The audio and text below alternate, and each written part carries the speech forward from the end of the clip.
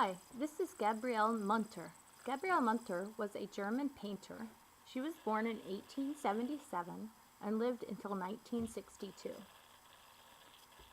She was a painter. She enjoyed painting landscapes. Her landscapes were interesting because they had really large, bold outlines, and they also had very interesting colors.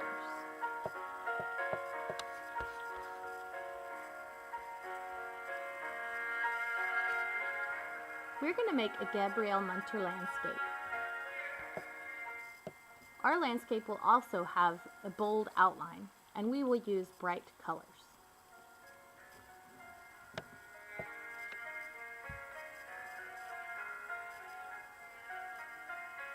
We're going to be coloring our landscape with chalk.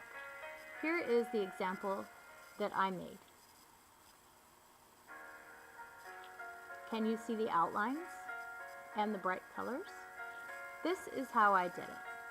First, practice drawing a landscape in your sketchbook.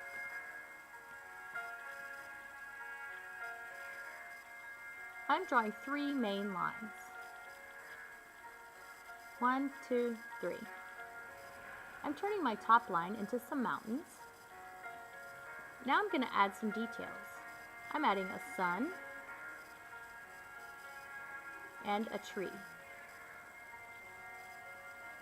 In your sketchbook, you don't have to draw things perfectly. If you mess up, you can always erase or just redraw what you did.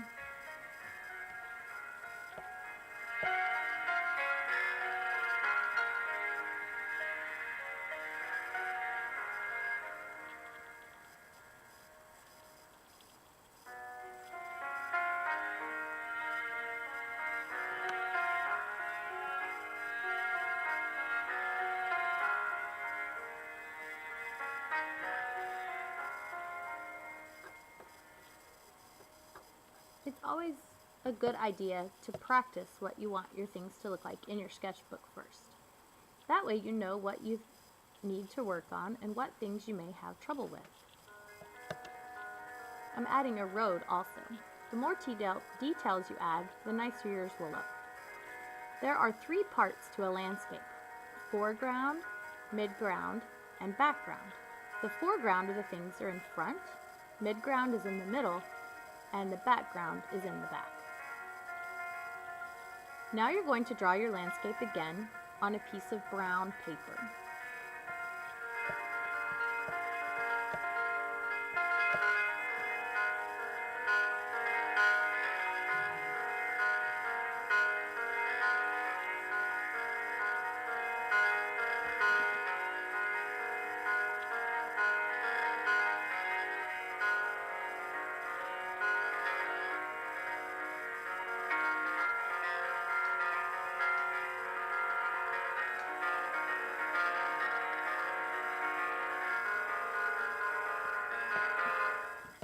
You can see that after you draw your landscape in pencil, you're going to trace over your landscape with glue. Don't draw anything that is too tiny because it will be hard to trace it over in glue. Glue makes a thick, gloppy line. That's what we want. Remember, Gabriele Munter's pictures had really big, bold outlines. This needs to dry for 1 week.